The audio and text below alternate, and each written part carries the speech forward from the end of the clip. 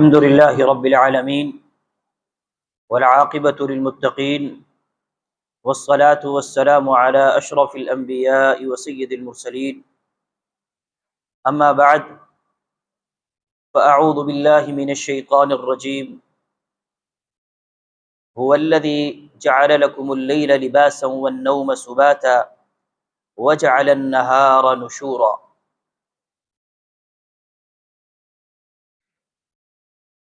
تمام تعریفات اللہ رب العزت کے لیے، درود و سلام رسول اکرم صلی اللہ علیہ وسلم کی ذات گرامی پر۔ درود و سلام کے بعد جو آیت کریمہ آپ کے سامنے تلاوت کی ہے، اللہ رب العزت فرماتے ہیں هو الذی جعل لکم اللیل لباسا، اللہ وہ ذات ہے جس نے تمہارے لیے رات کو لباس بنایا ہے، والنوم سباتا، اور اللہ رب العزت نے تمہارے لیے نیند کو آرام بنایا ہے، اور اسی طرح سے فرمایا وجعل النہار نشورا، اور اللہ رب العزت نے دن تمہارے لیے بنایا ہے تاکہ اس میں تم ارد گرد مختلف جگہوں پر پھیل جاؤ اور اپنے کام کاج کر لو۔ اس آیت مبارکہ کے اندر رات کو لباس بتایا گیا ہے، نیند کو آرام بتایا گیا ہے، اور دن کو کام کاج کرنے کے لیے وقت اللہ رب العزت نے بتایا ہے۔ رسول اللہ صلی اللہ علیہ وسلم کا ایک فرمان ہے، آپ کے بارے میں آتا ہے کان یکرہ النوم قبل العشاء، آپ صلی اللہ علیہ وسلم عشاء سے پہلے سونے کو ناپسند کرتے تھے، اور عشاء کے بعد بات چیت کرنے کو ناپسند کیا کرتے تھے، یعنی مغرب کی نماز کے بعد عشاء تک سو جانا یہ آپ صلی اللہ علیہ وسلم ناپسند کرتے تھے۔ اور اس کی ایک وجہ ہے کہ اگر انسان عشاء کی نماز کے بعد سو جائے گا تو ظاہری بات ہے، ہو سکتا ہے کہ وہ عشاء کی نماز نہ پڑھ سکے، اور مغرب کی نماز، عشاء کی نماز کے بعد اگر وہ جاگتا ہے، بات چیت میں وقت گزارتا ہے، تو صبح کی نماز اس کے لیے لیٹ ہو جائے گی، صبح کی نماز وقت پر نہیں پڑھ سکے گا۔ اس حوالے سے بہت ساری احادیث ہیں۔ آپ صلی اللہ علیہ وسلم کا اسی طرح سے ایک اور فرمان ہے کہ رات کو جب انسان سوتا ہے تو اس کے پاس دو آتے ہیں، کہا کہ ایک فرشتہ آتا ہے اس کے پاس، جب انسان بستر پر آ جاتا ہے تو اس کے پاس ایک فرشتہ آتا ہے، اور ایک شیطان آتا ہے۔ شیطان کہتا ہے میرے طریقے سے اپنی رات کی ابتدا کرو، اور فرشتہ کہتا ہے کہ میرے طریقے پر رات کی ابتدا کرو۔ اور یہ بات احادیث سے ثابت ہے، دوسری احادیث میں آتا ہے، جیسے شیطان کے بارے میں آیا نا کہ الذی یوسوس فی صدور الناس، کہ شیطان انسان کے دلوں میں وسوسہ ڈالتا ہے، اسی طرح سے یہ بھی آیا ہے کہ فرشتے انسان کے دلوں کے اندر اچھا وسوسہ پیدا کرتے ہیں، وہ اچھی بات کی طرف انسان کو ابھارتے ہیں۔ تو یہاں پر بیان کیا جا رہا ہے کہ ایک فرشتہ آتا ہے اور ایک شیطان آتا ہے، کہا یہ ان میں سے جس کی بات مان لیتا ہے وہ پھر ساری رات اس کے پاس رہتا ہے۔ صحیح ابن حبان کی روایت ہے، کہا کہ وہ پھر ساری رات اس کے پاس رہتا ہے۔ اگر فرشتہ ہے تو فرشتہ ساری رات انسان کے پاس رہے گا، اس کی حفاظت کرے گا۔ اللہ رب العزت کی طرف سے حفاظت کے لیے فرشتے آتے ہیں، اور پھر جب یہ فرشتہ انسان کے ساتھ ساری رات گزارے گا تو پھر یہ انسان کو فجر کی نماز کے لیے بھی اٹھائے گا، اور یہ انسان کو رات سوتے ہوئے اگر کوئی جاگ آ جائے تو وہ جاگنے کی دعائیں اس وقت بھی وہ اس کو پڑھنے کی تلقین کرے گا، رات کو دعائیں کرنے کی تلقین بھی کرے گا۔ اور یہ اسی وقت ہے جب انسان سنت کے مطابق دائیں کروٹ پر اپنے دائیں ہاتھ کو رکھ کر کے، اس دائیں ہاتھ پر اپنے گال کو رکھ کر کے دائیں کروٹ پر سوئے گا اور دعائیں پڑھ کر کے سوئے گا، خاص طور پر آیت الکرسی پڑھ کر کے سوئے گا، تو یہ اس کو خیر و برکت حاصل ہو جائے گی۔ اور اگر اس کے ساتھ رات کو فرشتہ نہیں بلکہ شیطان رات گزارتا ہے تو اس کے بارے میں بھی حدیث کے اندر بڑا واضح آیا ہے کہ شیطان جب یہ شیطان کے طریقے پر رات کی ابتدا کرے گا، بندہ موبائل دیکھ رہا ہے، دیکھتا دیکھتا وہیں پر سو جاتا ہے، بندے نے نہ وضو کیا ہوا ہے، نہ بندے نے کوئی دعائیں پڑھی ہیں، نہ بندہ کوئی صحیح کروٹ پر سویا ہے، بس ایسے کوئی موبائل میں کوئی چیز دیکھ رہا تھا، دیکھتے دیکھتے ہی وہیں پر ہی سو گیا ہے۔ اب وہ شیطان رات گزارے گا اس کے ساتھ، جب شیطان رات گزارے گا تو پھر شیطان کی وجہ سے جو نحوست، جو شر ہے اس کا وہ بھی یہاں پر پھیلے گا۔ اور وہ کیا کرتا ہے، حدیث میں واضح طور پر بیان کر دیا گیا ہے، فرمایا کہ شیطان انسان کے علی خیشومی، اس کے نتنوں میں وہ رات گزارتا ہے، اور پھر وہ صبح انسان کو اذان کی آواز اس کے کانوں تک آ بھی جائے تو بھی اس کو تھپکیاں دے کر کے سلا دیتا ہے، وہ صبح اس کو اٹھنے نہیں دیتا ہے، وہ صبح کی جو خیر و برکت کا وقت ہے وہ اس سے نکال دیتا ہے۔ اور اسی طرح سے پھر شیطان ایک اور کام بھی کرتا ہے، کہا اس کے گدی میں 3 گریں لگ جاتی ہیں، اس کے گلے میں 3 گریں لگ جاتی ہیں، اور جب شیطان صبح جانے لگتا ہے وہ اس کے کان میں پیشاب کر کے جاتا ہے۔ اور پیشاب کے بارے میں آپ نے حدیث سنی ہوگی، رسول اللہ صلی اللہ علیہ وسلم ایک قبر سے گزر رہے تھے، فرمایا ان لوگوں کو عذاب ہو رہا ہے، اس میں سے ایک شخص کو عذاب یہ ہو رہا تھا کہ وہ پیشاب کے چھینٹوں سے نہیں بچتا تھا، یہ انسان کے پیشاب کے چھینٹے تھے جس سے وہ بچتا نہیں تھا، اور یہ تو شیطان کا پیشاب ہے۔ اور پھر اسی طرح اس سے بھی بڑھ کر کے آگے جو دوسری بات ہے وہ یہ کہ آج کل ہم دیکھتے ہیں ڈاکٹر حضرات یہ بتاتے ہیں کہ بہت ساری بیماریاں اس انسان کو، اگر انسان اپنے یورین سے بچتا نہیں ہے تو اس سے پیدا ہوتی ہے، اور اگر یہ شیطان کا ہوگا تو اس سے کس قدر بیماریاں پیدا ہوگی۔ آج جو ہم دیکھتے ہیں بہت ساری نئی نئی بیماریاں ہمارے اندر آتی ہیں، وہ نئی نئی بیماریاں اسی چیز کی وجہ سے ہی تو پیدا ہوتی ہیں، اسی طرح کی چیزوں سے پیدا ہوتی ہیں۔ بہت سارے وہ ہمارے احباب، وہ ہمارے علماء کرام جو یہ جادو، جنات اور ان کے حوالے سے، علاج کے حوالے سے کام کرتے ہیں نا، وہ یہ بتاتے ہیں کہ بہت ساری بیماریاں ایسی ہیں جو در حقیقت بیماریاں نہیں ہیں، وہ یہی مسائل ہیں، ذکر و اذکار اور شیطان کے قرب کی وجہ سے۔ شیطان شیطان اگر شیطان کو اپنے گھر میں داخل کر لے گا، اپنے پاس بٹھائے گا، اپنے بستر میں سلائے گا، اپنے نتنوں میں اگر وہ سوئے گا تو اس کی وجہ سے یہ خرابیاں اور یہ بیماریاں اور یہ شر اور یہ فساد جو ہے وہ دنیا میں پیدا ہوگا۔ اور اس سے آگے جو وہ حدیث ہم بیان کر رہا تھا میں، کہ رسول اللہ صلی اللہ علیہ وسلم عشاء کی نماز سے پہلے سونے کو اور عشاء کی نماز کے بعد جاگنے سے آپ صلی اللہ علیہ وسلم نے منع کیا ہے۔ اب رسول اللہ صلی اللہ علیہ وسلم نے عشاء کی جو نماز کا ٹائم بتایا ہے نا، آپ صلی اللہ علیہ وسلم نے ایک حدیث کے اندر بتایا ہے الی ثلث اللیل الاول، پہلی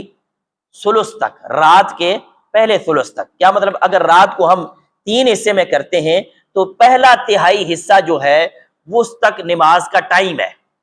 آج کل کا جو ٹائم ہے اس کے حساب سے اگر ہم دیکھتے ہیں تو تقریباً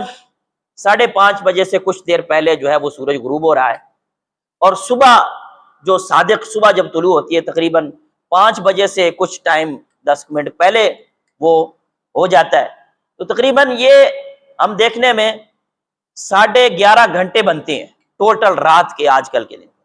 اگر آج کے حساب سے ہم حساب لگاتے ہیں تو پہلی تہائی تقریباً 9:20 تک بنتی ہے، 9:20 تک نماز کا وقت ہے۔ اور ایک حدیث میں آپ صلی اللہ علیہ وسلم نے فرمایا الی نصف اللیل، آدھی رات تک نماز کا وقت ہے۔ اور اگر آدھی رات کا حساب لگاتے ہیں تو وہ اسی حساب سے اگر 11:30 کو ہم تقسیم کرتے ہیں 2 پر تو یہ تقریباً 11:15 بجے تک آدھی رات ہو جاتی ہے۔ لیکن ہم لوگ تو آدھی رات تک ابھی ہمارے معاملات سمٹ رہے ہوتے ہیں، ابھی سونے کی بات چیت نہیں ہوتی ہے، ابھی سونے کی بات چیت نہیں ہوتی ہے۔ نبی صلی اللہ علیہ وسلم فرماتے ہیں عشاء کی نماز کے بعد بات چیت وہ ناپسند کرتے تھے۔ اور اس حوالے سے میں آپ کو بتاؤں، ہم مدینہ یونیورسٹی میں پڑھتے تھے تو وہاں پر بہت سارے لوگ آ جاتے تھے عمرے کے لیے، حج کے لیے۔ اس میں کچھ علماء ہوتے تھے، کچھ پروفیسر حضرات ہوتے تھے، تو ہمارے متعلقین جو ہوتے تھے ہم ان سے ملتے اور ان سے کو باتیں سنتے، بعض دفعہ ان کا درس وغیرہ سنتے، اس طرح کی چیزیں بھی وہ ہم رکھتے تھے۔ اس میں ہمارے آپ کے فیصل آباد کے ہی ایک یونیورسٹی کے پروفیسر آئے تھے، اب میں ان کا نام نہیں جان رہا ہوں، وہ پروفیسر آئے تھے تو ان کے ساتھ بھی ہماری بات چیت ہوئی، تو انہوں نے اسی حدیث کے اوپر بات چیت کی۔ تو وہ کہنے لگے کہ میں نے سائنس اور یہ جو ٹیکنالوجی کے جو لوگ کام کرتے ہیں ان کے ساتھ مل کر کے اس حدیث کے اوپر ہم نے سرچ کی ہے، تو تحقیق کی ہے، تو چند باتیں جو ہمارے سامنے آئی ہیں ہم آپ کو بتاتے ہیں۔ تو انہوں نے بتائی، تو وہ کہنے لگے کہ ایک بات تو یہ ہے کہ جو انسان عشاء کی نماز کے فوراً بعد سے لے کر کے آدھی رات تک کا جو ٹائم ہے، اس ٹائم میں اگر انسان سوتا ہے تو سونے پر جو نیند انسان کو دوبارہ فریش کر دیتی ہے، اس کی تھکاوٹ دور ہو جاتی ہے نیند کی وجہ سے، اور نیند کی وجہ سے جو انسان کی ٹیوننگ ہو جاتی ہے، دوبارہ ری فریش ہو جاتا ہے، ری اوپن ہو جاتا ہے انسان ایک طرح کا۔ تو وہ بتاتے ہیں کہ یہ جو توانائی انسان کو نیند سے ملتی ہے، یہ عشاء کی نماز سے لے کر کے آدھی رات تک اس قدر زیادہ ملتی ہے کہ اگر آپ آدھی رات کے بعد 3 گھنٹے سوتے ہیں اور آدھی رات سے پہلے 1 گھنٹہ سوتے ہیں، یہ دونوں ایک برابر ہوتے ہیں۔ اس قدر زیادہ انسان کو آدھی رات سے پہلے سونے پر انسان کی طاقت بحال ہوتی ہے۔ ایک بات تو انہوں نے یہ بات بیان کی، تو یہ حقیقت بھی ہے۔ رسول اللہ صلی اللہ علیہ وسلم اپنے وقت کو ایسے ہی تقسیم کیا کرتے تھے کہ آپ صلی اللہ علیہ وسلم عشاء کی نماز کے فوراً بعد گھر چلے جایا کرتے تھے۔ ہم جب جامعہ سلفیہ میں پڑھتے تھے تو ہمارے شیخ الحدیث حفظہ اللہ شیخ عبدالعزیز علوی حفظہ اللہ، ان کے ساتھ کسی نے بات کرنی ہوتی تھی تو عشاء کے بعد بات کوئی نہیں کرتا تھا، بلکہ عشاء کے بعد ہم نے اگر کوئی بات کرنی ہوتی تھی تو ہمیں پتہ ہوتا تھا وہ گھر کو جا رہے ہوتے تھے، انہوں نے بولنا نہیں ہے، ہم نے اپنی بات ان کو کہہ دینی اور ہم نے واپس آ جانا ہے، تاکہ ان تک بات پہنچ جاتی تھی، لیکن وہ آگے سے بولتے نہیں تھے، کیونکہ حدیث کے اندر الفاظ آئے ہیں کہ نبی صلی اللہ علیہ وسلم عشاء کے بعد بات چیت کرنے کو ناپسند کرتے تھے، وہ بات بھی نہیں کرتے تھے۔ تو لہذا عشاء کی نماز کے بعد رسول اللہ علیہ وسلم جب گھر جاتے تھے، حدیث کے اندر آتا ہے آپ تھوڑی دیر اپنے گھر والوں کے ساتھ بات چیت کرتے، اس کے بعد آپ آرام کرتے، اور پھر رات کے آخری جو پہر ہوتا تھا، آخری تہائی جو ہوتی تھی، اس کے اندر آپ صلی اللہ علیہ وسلم اٹھ کر کے رات کو اللہ کے سامنے کھڑے ہو جایا کرتے تھے۔ رات کو اس طرح سے آپ 3 حصوں میں تقسیم کیا کرتے تھے نیند کے حوالے سے۔ تو جو بات میں بیان کر رہا تھا کہ انہوں نے ایک بات تو ہمیں یہ بتائی کہ آدھی رات کے بعد اگر آپ سوتے ہیں تو وہ آپ کی نیند اس قدر آپ کو توانائی نیند سے وہ نہیں ملتی ہے۔ دوسری بات انہوں نے بتائی کہ ایک اور حدیث بھی ہے، آپ جانتے ہیں کہ رسول اللہ صلی اللہ علیہ وسلم رات کو سونے سے پہلے دیا بجھا دیا کرتے تھے۔ اس کی بہت ساری حکمتیں ہیں، بہت ساری وجوہات ہیں، ہمیں سمجھ میں آئیں یا نہ آئیں، بہت ساری حکمتیں۔ اور یہ بات بھی آپ جانتے ہیں کہ ہمارے ہاں نا ایک مادہ ہم میننگ سبجیکٹ پڑھاتے ہیں، ہم یونیورسٹیوں میں ایک سبجیکٹ پڑھایا جاتا ہے کہ شریعت کا مقصد کیا ہے، یہ جو ہمیں شریعت کہتی ہے نماز پڑھو، فلاں کام کرو، یہ فلاں کام کرو، اس کے مقاصد کیا ہے، اس کی حکمت کیا ہے۔ تو شریعت کا جو مین بڑا مقصد ہے وہ 2 مقصد انہوں نے بیان کیا۔ انہوں نے کہا کہ آپ مین مقصد پوری شریعت کا وہ یہ ہے انسان کو کس طریقے سے فائدہ پہنچایا جائے اور کس طریقے سے اس سے ضرر اور تکلیف کو دور کیا جائے۔ انسان کا مقصد صرف اللہ رب العزت نے جو شریعت انسان پر لاگو کی ہے اس کا صرف یہی مقصد ہے، انسان کا ہی فائدہ ہے کہ کیا اس کو فائدہ پہنچتا ہے اور کیا اس سے نقصان، ہم کس طریقے سے اس سے تکلیف کو دور کر سکتے۔ تو یہ سارے احکام جو اللہ رب العزت نے ہمیں بتایا اس میں یہی چیز۔ تو اس میں وہ بتا رہے تھے کہ یہ جو رسول اللہ صلی اللہ علیہ وسلم نے کہا کہ رات کو سونے سے پہلے دیا بجھا دیا جائے، اس میں وہ فرماتے ہیں کہ ہم نے ایک سرچ اور کی ہے اور اس میں یہ پتہ چلا ہے کہ جب انسان آدھی رات کے وقت میں انسان گہری نیند میں ہو اور اس وقت لائٹ نہ چل رہی ہو، اللہ کی طرف سے چاند کی ستاروں کی جو روشنی ہے وہی آ رہی ہو، اس کے علاوہ کوئی لائٹ نہ آ رہی ہو گھر کے اندر، لائٹ بند ہو اور آدھی رات کا ٹائم ہو اور انسان بالکل گہری نیند کے اندر ہو، تو اس وقت انسان کے سر سے ایک ہارمون نکلتا ہے جس کا نکلنا انسان کی صحت کے لیے بے حد ضروری ہے۔ آج ہماری صحتیں خراب ہیں، ہمارے نیند کے مسائل ہیں، ہمارے دیگر مسائل ہیں، ان میں اس طرح کی چیزیں جو ہیں وہ پنہا ہیں۔ سنت سے دور ہونے کی وجہ سے بہت ساری چیزیں پیدا ہوتی ہیں، اور سنت کے قریب آنے سے بہت ساری خیر اور برکت پیدا ہوتی ہے۔ ایک چھوٹی سنت کو بھی اگر ہم لاپرواہی کرتے ہیں اور اس کو چھوڑ دیتے ہیں، اس سے بھی بہت سارے مسائل پیدا ہو جاتے ہیں۔ رسول اللہ صلی اللہ علیہ وسلم نے فرمایا تھا، اللہم بارک لامتی فی بکوریا،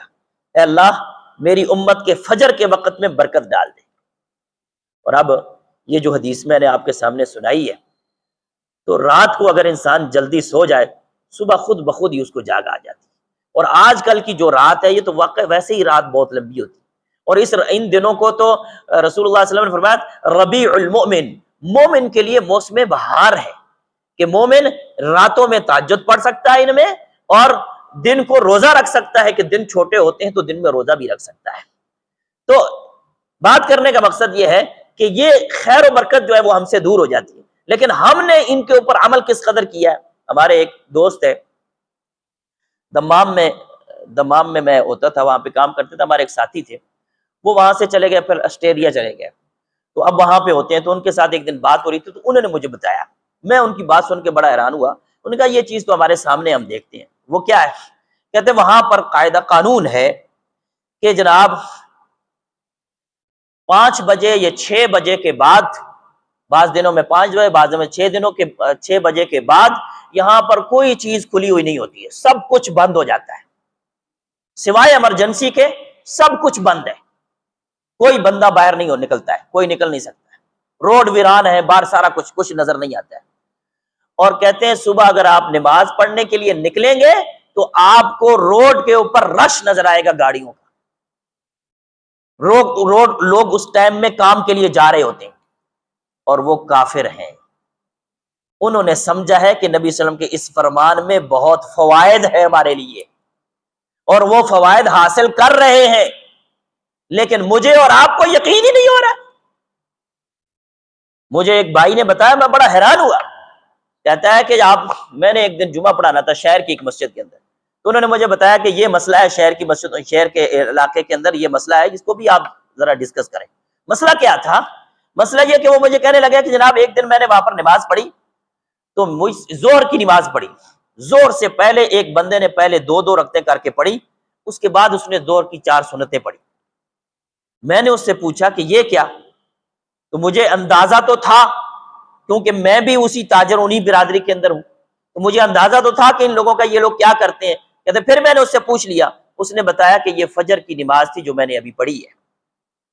اور وہ کہہ رہے ہیں آلموسٹ اکثر تاجروں کا یہی کام ہے کہ رات کو وہ لیٹ جاتے ہیں تو صبح کو وہ لیٹ اٹھتے ہیں، اٹھنے کے بعد بھی کوئی فکر نہیں ہوتی ہے، لیٹ اٹھنے کے بعد وہ زہر کے ٹائم میں جب یہاں پر آتے ہیں تو زہر کی نماز بھی یہاں، فجر کی بھی یہاں پڑھتے ہیں، اور یہ معمول ہے۔ تو کہاں خیر آئے گی، کہاں برکت پیدا ہوگی؟ لہٰذا ہمارا وقت بہت زیادہ ہو رہا ہے، تو بات کرنے کا مقصد یہ تھا کہ اگر ہم اپنی نیند کو ہی درست کر لیں، اپنی اس چھوٹی چھوٹی سنتوں کو ہی درست کر لیں۔ آج ہم رو رہے ہیں نا کہ ہم فلسطین کے لیے کچھ نہیں کر سکتے ہیں، ہم فلاں کے لیے کچھ نہیں کر سکتے ہیں، میرے بھائی ہمارے اپنے اندر کوئی چیز ہے ہی نہیں۔ ہم کہتے ہیں ہم صرف دعا کر سکتے ہیں، وہ ہماری دعائیں پتہ نہیں قبول ہوتی ہے کہ نہیں۔ اس جیسے ہماری کیفیت ہے، اس کے اندر دعاؤں کی قبولیت کی بات بھی نہیں۔ ان بندوں کی دعاؤں میں اثر چاہیے، وہ شاعر کہتا ہے ان بندوں کی دعاؤں میں اثر چاہیے جو بندے یہ صرف دعا پر اپنا گزارا کرتے ہیں۔ تو آج ہمیں تو چاہیے کہ ہمارے دعاؤں کے اندر اثر پیدا ہونا چاہیے، اور اگر ہماری دعاؤں میں اثر آ جائے یا ہمارے اندر یہ ساری چیزیں، تو یہ حالات ہی نہیں پیدا ہوتے ہیں، اللہ تعالیٰ حالات ہی چینج کر دیتے ہیں، حالات ہی پھر اس اعتبار سے بنتے ہیں۔ آج جو ہمارے ساتھ حالات بن رہے ہیں یہ ہمارے اپنے اعمال کی وجہ سے ہی ہے۔ اللہ رب العزت سے دعا ہے کہ اللہ ہمیں سونے کو، جاگنے کو، اپنے اٹھنے بیٹھنے، اپنے سارے معاملات کو، اپنی زندگی کے سارے معاملات کو اللہ تعالیٰ سنت کے مطابق بنانے کی توفیق عطا فرمائے۔ اقول قولی ھذا واستغفر اللہ لی ولکم ولسائر المسلمین۔